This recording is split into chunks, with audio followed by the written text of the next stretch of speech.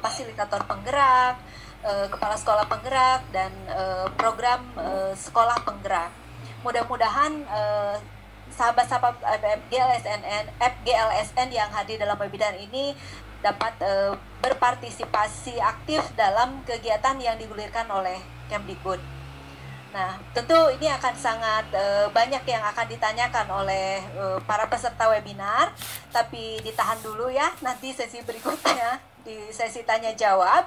Jadi sekarang akan dilanjutkan kepada pemateri yang kedua.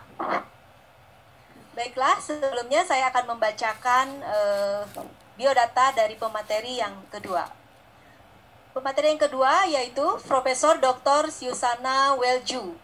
Beliau adalah dosen di Universitas Negeri Malang.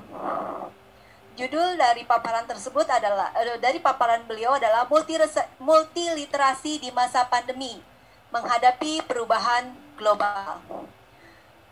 Ibu Susana Welju memperoleh guru besarnya di Universitas Negeri Malang pada tahun 2002 dan mulai menjadi tenaga pengajar tetap sejak 1986. Pendidikan S3-nya diselesaikan di IKIP Malang pada tahun 1989. Karirnya diawali dengan penelitian pemeroleh bahasa kedua dalam bidang sintaksis dan semantik, gender dan pengajaran bahasa berbasis leksikon. Dalam 8 tahun terakhir ini, penelitian dan tulisannya lebih banyak pada landscape linguistik, keterampilan berpikir, literasi, dan neuroedukasi.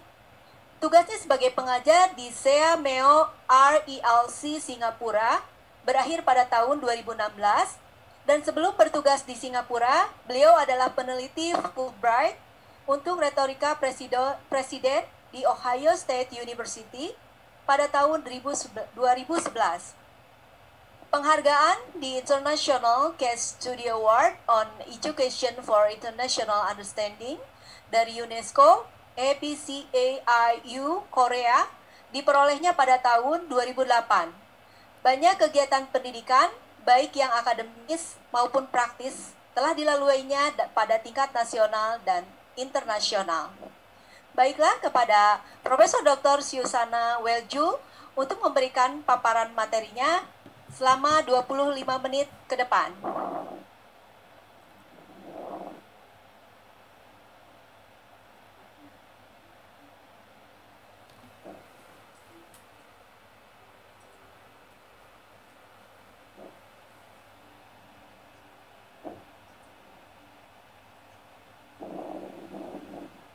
Terima kasih Ibu Moderator yang baik hati. Sama-sama Ibu. Selamat siang Bapak Ibu, guru, dosen, kepala sekolah, mahasiswa yang sangat saya banggakan dan saya cintai. Pertama-tama saya mengucapkan terima kasih kepada Bapak Ahmad Yusuf sebagai Ketua Umum FGLSN beserta tim yang memungkinkan Bapak Ibu dan saya pada siang hari ini bersama-sama membahas tentang multiliterasi di masa pandemi dalam menghadapi perubahan global. Bapak Ibu, kita akan membahas tentang multiliterasi sebagai literasi abad 21, multiliterasi sebagai pedagogi transformatif, dan kegiatan multiliterasi itu sendiri. Sebelum saya lanjut, bolehkah saya bertanya apakah suara saya dapat ditangkap dengan baik? Sangat baik, Bu. Matur nuwun. Bagus, Prof. Bagus, Prof. Kemudian apakah PowerPoint saya dapat terlihat dengan baik, Prof. Sangat baik, Prof. Terima kasih. Multiliterasi sebagai literasi abad 21. Bapak Ibu sekalian, apakah sebenarnya yang menjadi jantung dari literasi itu?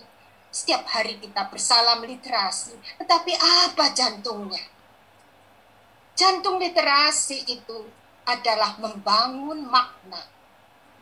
Pikiran kita itu selalu membangun makna.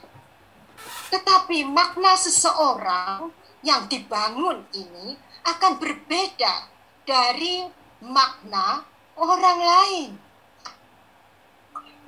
Makna yang dibangun oleh sekelompok manusia, sekelompok orang di budaya A akan berbeda dari makna yang dibangun oleh kelompok orang di budaya B. Mengapa demikian? Karena setiap orang itu memiliki pengetahuan dan pengalaman yang berbeda. Dan di dalam membangun makna ini, kita tidak bisa memisahkan diri dari pengetahuan dan pengalaman kita yang sebelumnya. Literasi itu membangun makna, walaupun tidak satu-satunya. Literasi itu elemennya bukan satu-satunya hanya membangun makna, tetapi membangun makna ini jantungnya. Karena itu, literasi pada satu budaya itu beda dari budaya yang lain. Literasi pada seseorang itu berbeda dari literasi orang yang lain. Dan literasi ini tidak statis. Literasi ini terus berkembang. Literasi yang ada pada masyarakat Indonesia 50 tahun yang lalu itu berbeda dari literasi masyarakat Indonesia pada hari ini. Literasi masyarakat Indonesia 50 tahun yang lalu itu hanya terbatas pada kegiatan pembebasan buta huruf. Karena pada saat itu hanya 4% masyarakat yang dapat membaca. Dan 4% ini bukan untuk seluruh masyarakat Indonesia. 4% ini hanya untuk masyarakat di perkotaan. Di pedesaan boleh dikatakan, ya enggak tahu 0,00 mungkin persen yang dapat baca, tulis, dan hitung. Lalu, kalau literasi itu berbeda-beda, dan literasi itu bisa berubah, literasi apa yang ada pada zaman ini? Literasi di zaman ini adalah literasi di era digital. Bagaimana keadaannya itu? Mari kita lihat. Inilah Jakarta. Jakarta tahun 70-an. Itu berbeda dengan Jakarta hari ini. Tanyakan pada Pak Ahmad dan Pak Maimun itu. Jakarta sekarang itu di mana-mana videotron. Coba kita mulai masuk di Senayan di depan kantornya Pak Maimun dan kantornya Pak Yusuf. Itu kita lihat gambar-gambar bahkan bergerak, menarik sekali. Memang ada teksnya. Yang kita baca itu ada, yang linguistik itu ada, tapi hanya tagline, pendek-pendek dan untuk menggugah hati. Tapi yang besar-besar itu justru bukan tulisan. Bagaimana orang lewat bisa cepat membaca? Jangan lagi orang yang sekedar lewat. Yang duduk-duduk, santai-santai dengan membaca ini, itu lebih banyak gambarnya daripada tulisannya. Kalau ada tulisan yang panjang langsung dilewati sambil menggerutu. Ini membuat mata saya sakit. Kita suka yang bergambar. Kita suka yang ada videonya. Bapak Ibu, pada literasi di era digital ini, mari kita lihat handphone kita. Itu penuh dengan sosial media yang berbagai macam. Di situ ada video-video, di situ ada YouTube, di situ ada apa saja. Dan semuanya itu Bapak Ibu, kalau kita bandingkan yang teks dengan yang tidak teks, aduh, yang teks itu menjadi minim sekali. Inilah kondisi kita di era digital ini. Literasi kita sudah menjadi literasi yang multimodal. Tidak hanya linguistik dengan kata-kata, dengan ucapan-ucapan, tapi juga kita lihat gambar-gambar. Apakah dulu tidak ada gambar? Oh, banyak sekali gambar. Tapi sangat terbatas. Gambar-gambar itu dibuat oleh ilustrator yang memang bisa menggambar. Tapi sekarang semua orang bisa. karena hanya tinggal potret sana, potret sini. Mudah sekali. Aura. Apa dulu tidak ada musik? Ada, tapi tidak sebanyak sekarang. Di setiap ujung ada sekarang. Gestural. Bapak Ibu sekarang bisa melihat bagaimana saya. Saya tersenyum ya. Saya senyum-senyumkan ya sekarang walaupun saya serius. Bapak, saya juga bisa melihat tatapan mata Bapak Ibu. Asalkan yang Bapak Ibu tunjukkan ke saya, bukan itu videonya yang dimatikan, yang di-off-kan. Karena terus saya dilihat begini. Saya juga bisa melihat. Dan coba Bapak Ibu, apa yang terjadi pada kita sekarang secara spasial? Apa kita ada di dalam ruangan? Kita sekarang memiliki spasial, ruang yang belum pernah ada sebelumnya, yang dinamakan ruang virtual. Kita hanya dikoneksikan dengan komputer di hadapan kita dan internet. Tapi kita ada dalam suatu ruangan besar, ruangan yang tidak berbatas. Saya ada di sini, Bapak Ibu di sana. Kita bisa berhubungan dengan siapa saja, hanya lewat internet. Inilah dunia kita yang sudah nyata ada sekarang. Dunia yang multimodal, yang harus kita siapkan untuk anak kita, bukan hanya hari ini, tetapi bagi anak-anak kita untuk menghadapi dan memasuki kehidupan 10 tahun mendatang, 20 tahun mendatang, 30 tahun mendatang. Mungkin pada saat itu kita sudah tiada di sini. Bapak Ibu sekalian. Jadi, kita katakan bahwa literasi abad 21 itu literasi yang bagaimana? Tentu literasi yang sudah dibangun, dibentuk oleh literasi digital. Dan kita sebut itu suatu multiliterasi. Tapi mengapa kita harus membahas tentang multiliterasi itu sendiri? Tidak cukupkah kita hanya bicara tentang literasi titik? Tidak cukup kita bicara tentang literasi titik. Kita harus bicara tentang multiliterasi. Karena multiliterasi ini memiliki kekuasaan yang transformatif. Literasi ini memiliki kekuatan yang transformatif. Kalau literasi sudah lama kita berliterasi, kadang-kadang sambil mengantuk, baru pegang buku kita sudah mengantuk. Tapi kalau disuruh menonton sepak bola, waktu mengantuk pun hilang ngantuknya. Pertama, dia memiliki kekuatan transformatif. Kedua, coba kita lihat pengalaman indera manusia. Secara neurologis, apa sebetulnya yang paling menarik yang bisa ditangkap oleh indera manusia? Yaitu apa yang dapat kita lihat.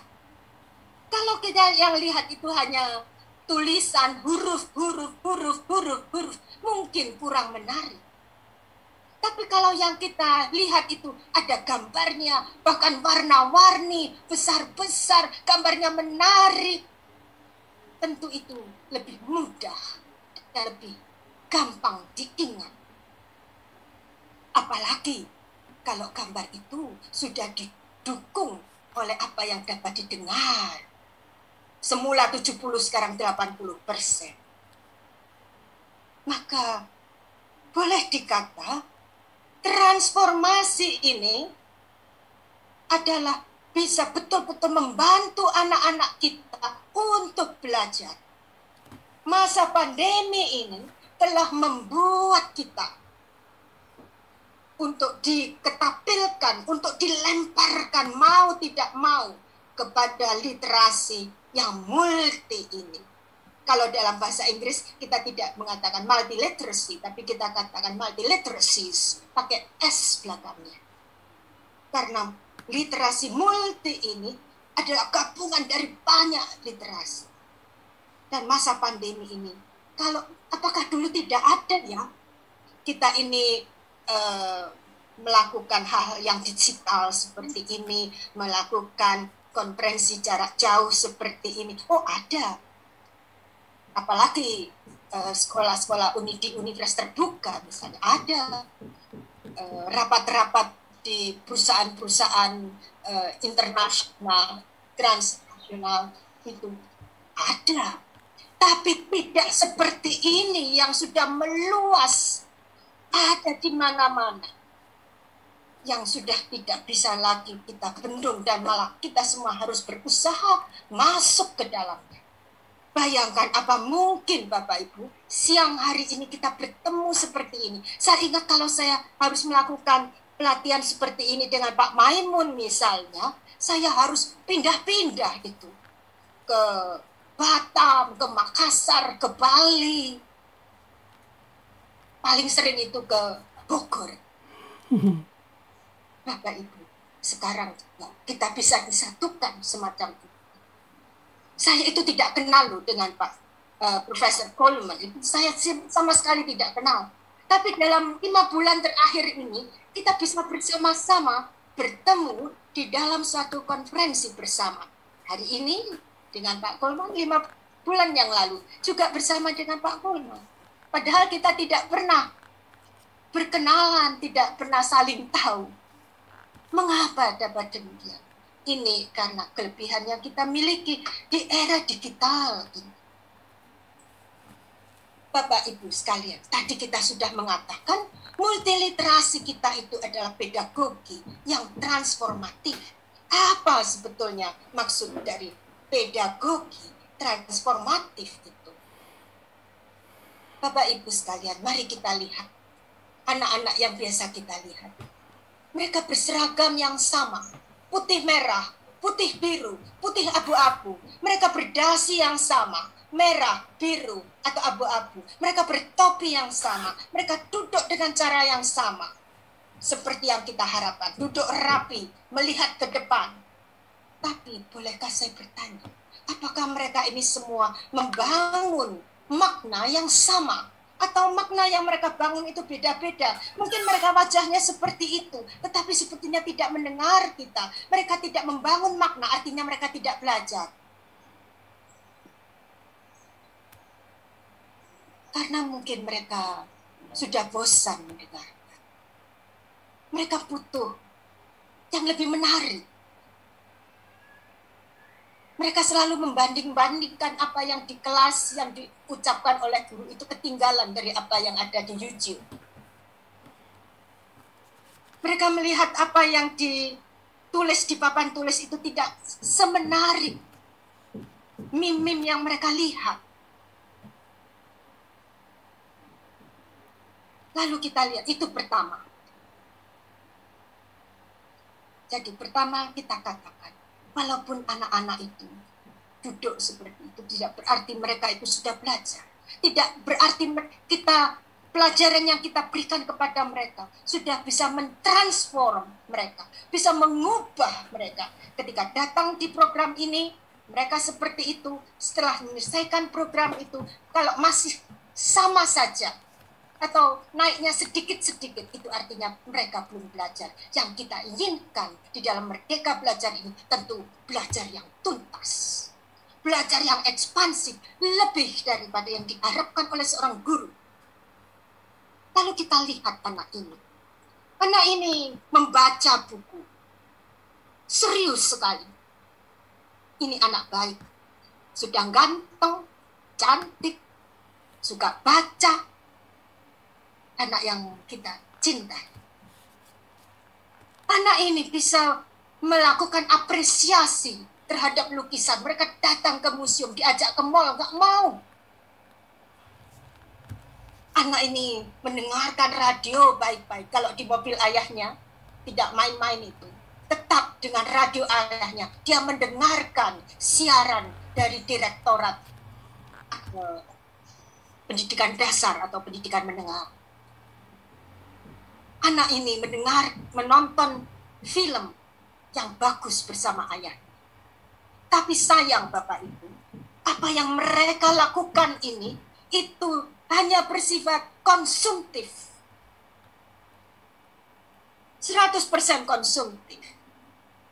Anak yang satu ini, yang kelima ini, sudah berusaha melakukan yang produktif. Tapi sayang, itu juga masih tulis-menulis. tulisannya dengan tangan sekali, tangan lagi, sulit untuk disebarkan. Bagaimana menyebarkan tulisan tangan itu? Harus difotokopi berapa lembar, berapa biayanya. Tapi coba lihat anak ini. Anak ini bisa melakukan semuanya sekaligus. Baik itu konsumtif maupun dia membuat video, dia membuat gambar, dia bisa mengupload, dan dia dengan mudah bisa menyebarkan kemana-mana. Jadi, pembangunan makna yang dilakukan anak ini tentu beda dari pembangunan makna, konstruksi makna yang dibuat sebelumnya. Karena itu kita katakan multiliterasi ini penting. Multiliterasi ini adalah literasi abad ke-21. Kembali lagi, pedagogi transformatif bagi pembelajar. Cara mentransformasikan pembelajar. Ada banyak cara untuk memperoleh pengetahuan. Apa itu maksudnya, Bapak Ibu? Bagaimana sebetulnya kita itu mencari pengetahuan? Guru tahu betul bagaimana apapun cara untuk mengajar anak-anak mereka, bagaimana mencari pengetahuan. Karena itu kalau di jurusan bahasa Inggris itu ada banyak sekali mata kuliah teaching methodology, macam-macam lah, ditambah lagi applied linguistics dan sebagainya, yang intinya bagaimana mereka itu bisa mengajar. Tetapi pada dasarnya menurut Cope and Calensis itu ada 4 kalau digabung. Yang pertama adalah melalui pengalaman. Jadi Bapak Ibu yang mengajar di SMK pertanian,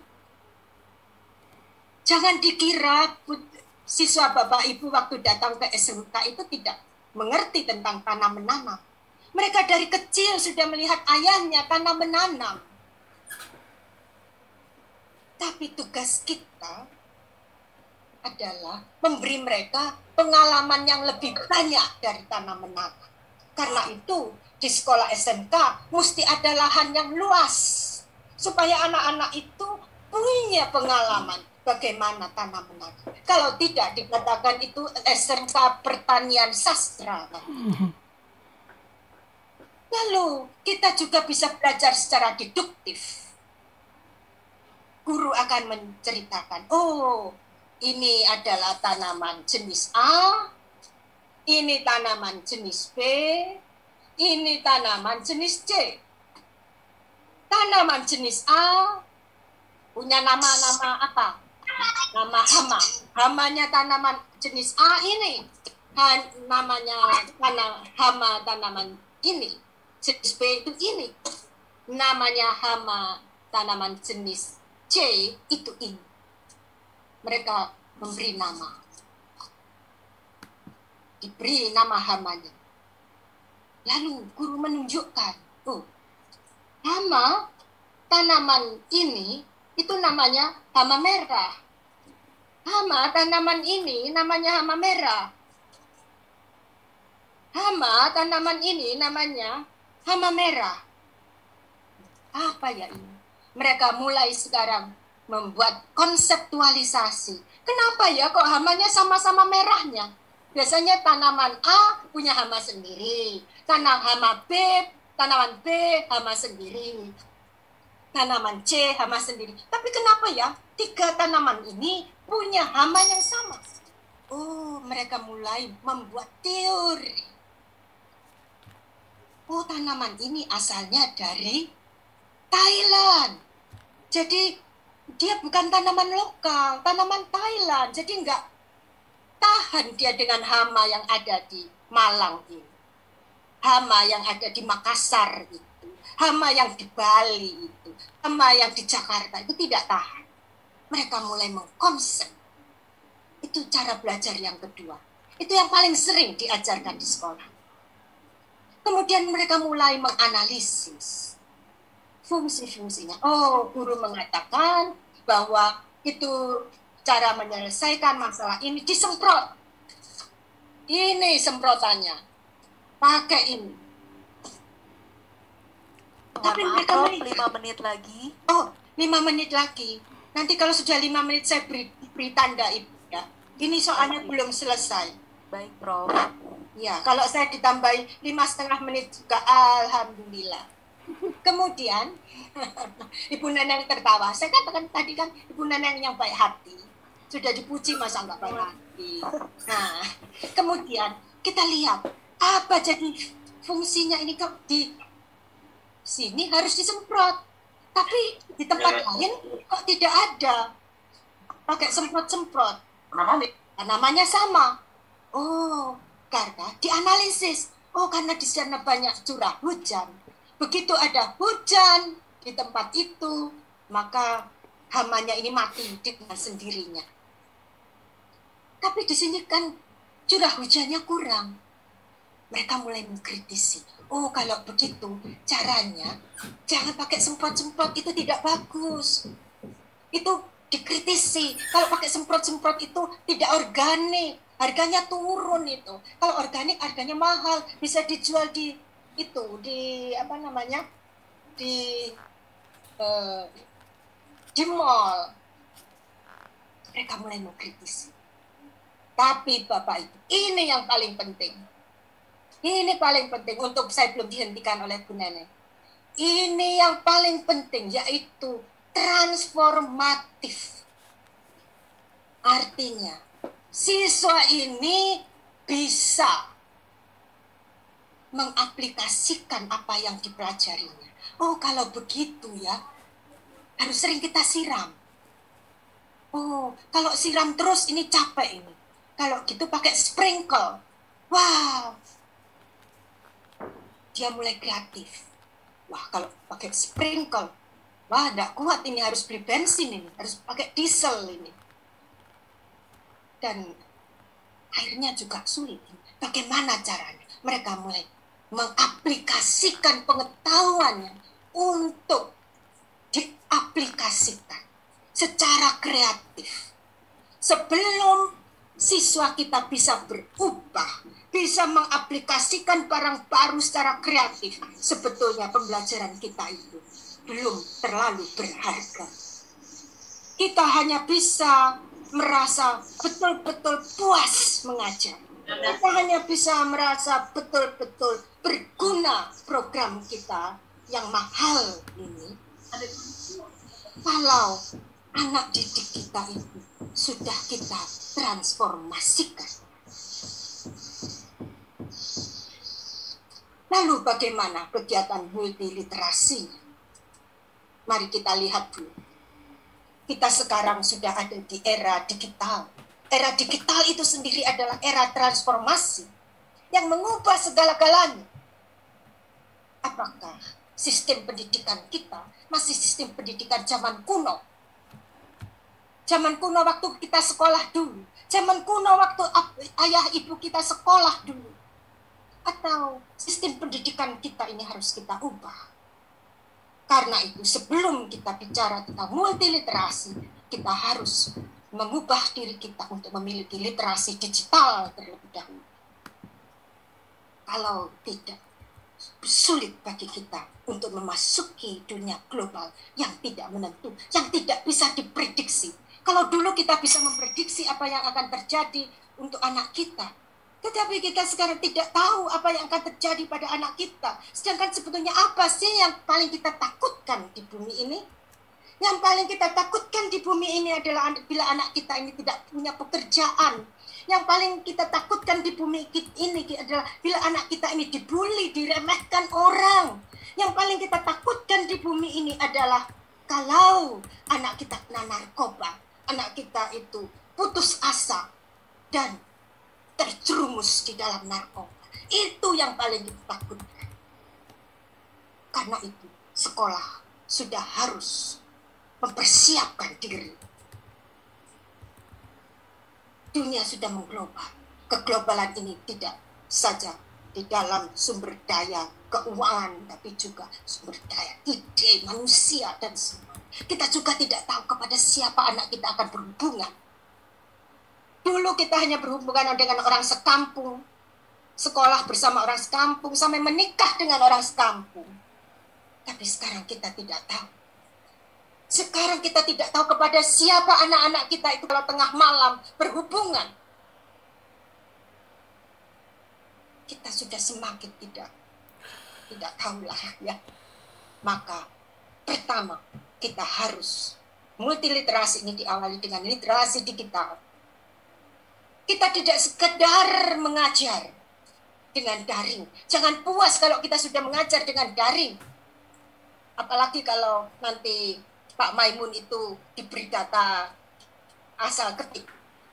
Itu tadi kata Pak Maimun sudah naik dari 40% tiba-tiba melejit 99%. Bapak Ibu, yang kita perhatikan adalah mengajar secara daring dengan efisien dan efektif. Lalu, bagaimana itu? Kalau kita bertatap muka dengan siswa kita mengajar itu lebih banyak berbasis bahan. Pokoknya bahan ini selesai, bahan ini selesai. Tetapi pada waktu kita mengajar secara multiliterasi, kita sebaiknya jangan berbasis bahan, tapi kita berbasis kreativitas. Inilah letaknya pendidikan abad 21. Pendidikan abad 21 sudah mengajarkan kepada kita yang berbasis bahan itu akan segera ketinggalan. Karena bahan yang kita buat sekarang sebentar lagi itu sudah berubah. Sebentar, saya sangat menghormati Ibu Neneng, sekalipun Bu Neneng itu sangat baik hati. Bu Neneng, saya masih punya berapa waktu? Saya sudah kasih tambahan lagi. Barusan boleh Ibu sampai selesai, Prof? Oh, saya masih boleh selesai. Betul kan Ibu baik hati? Hadiah apa Ibu? Baik hati. Ibu minta hadiah apa? Baik, saya lanjutkan sampai selesai. Ya. Nah, Bapak Ibu, kalau kita tadi melihat ya, di Direktorat Pendidikan Dasar, kita sudah ada banyak yang elektronik seperti itu sebagai bahan kita untuk mengajar, sebagai bagaimana kita mengajarkan multiliterasi. Sudah banyak kita melihat anak-anak itu bisa berzoom bersama-sama. Tapi saya kira dari kesempatan ini, kesempatan webinar ini, kebetulan di situ ada banyak Bapak Ibu pejabat, juga Ketua Umum FGLSN. Mari kita membuat lebih banyak lagi bahan-bahan itu, sehingga anak-anak kita tidak terpapar oleh bahan-bahan yang salah.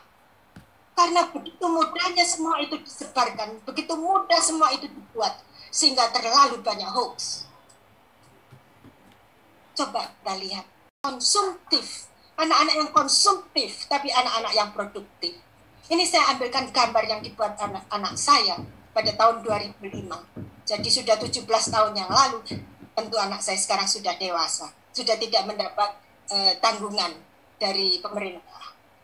Nah, coba lihat Bapak Ibu, kalau anak-anak diberi kesempatan untuk berproduktif, anak-anak itu akan berkreasi, melakukan sesuatu yang kreatif, yang di luar yang kita bayangkan. Anak saya membayangkan, kita semua akan tinggal di rumah susun. Teman-teman di Jakarta itu semuanya punya apartemen katanya. Tinggal di rumah susun.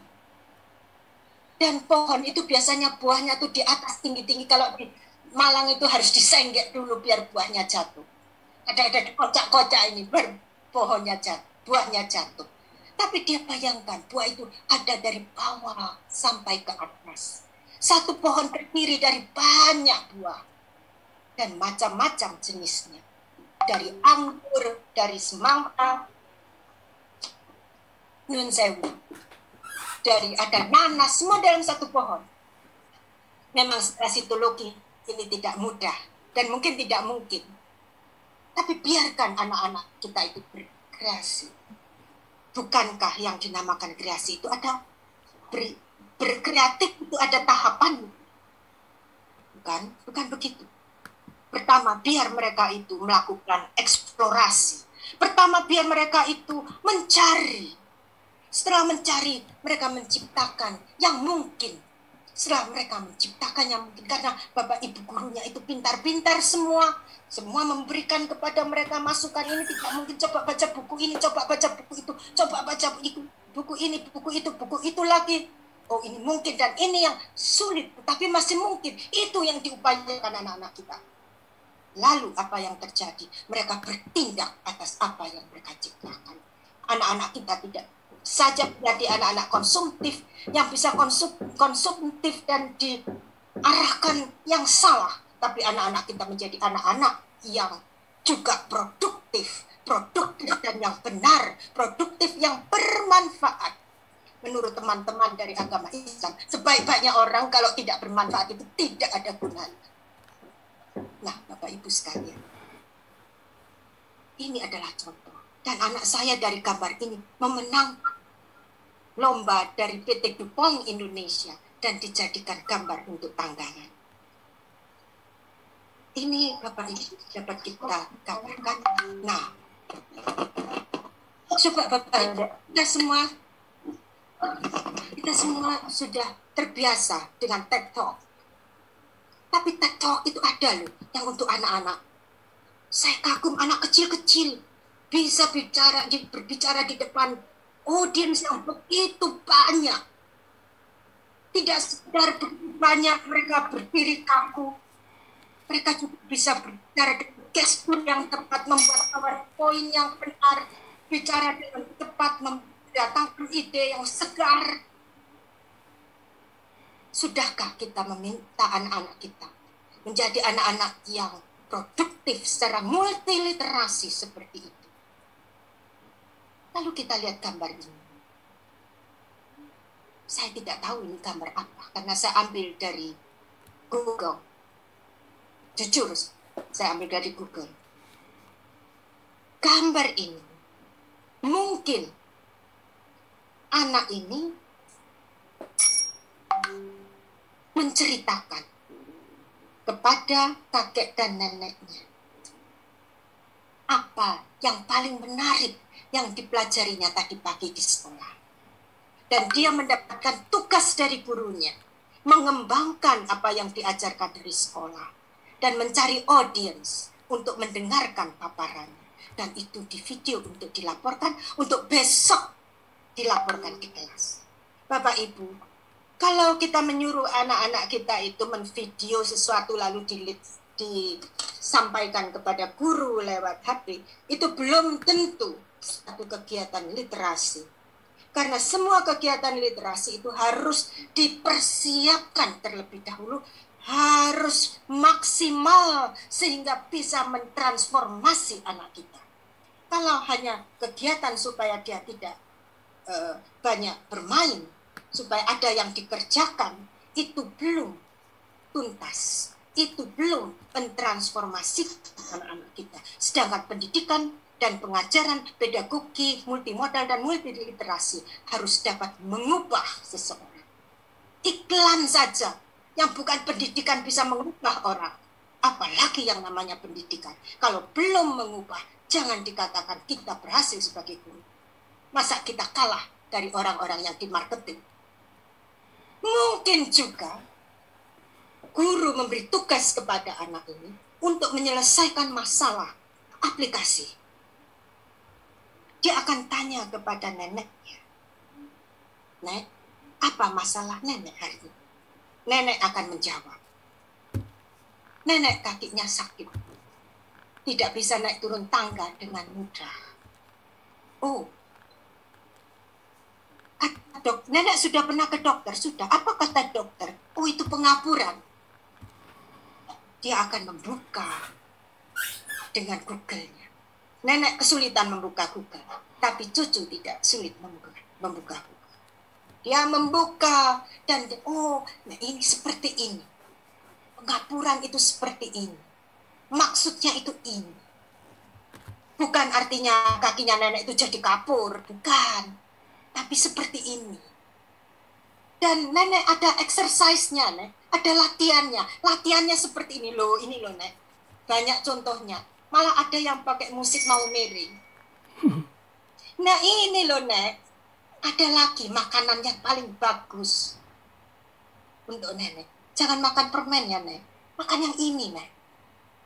Nah, ini dilaporkan besok di sekolah. Ibu, saya sudah menyelesaikan masalah. Pagi tadi, ternyata nenek beli kacang hijau. Dimasak kacang hijau itu untuk menguatkan kakinya. Bapak Ibu, saya tahu diri. Bu Neneng walaupun beri saya waktu, saya tidak melanjutkan yang lain. Sekarang Bu Neneng boleh tersenyum. Saya berhenti di sini saja, Bapak Ibu. Salam literasi. Ayo membaca. Ayo membaca. Ayo Alhamdulillah, Prof. Ini luar biasa banget, materinya bagus sekali, dan cara menyampaikannya juga, Prof, sangat menarik sekali. Ini di chat banyak sekali yang menyukai gaya bicara Prof saat memaparkan materi, Prof. Iya, saya mau dikasih hadiah ini. Oh, alhamdulillah. Hadiah master.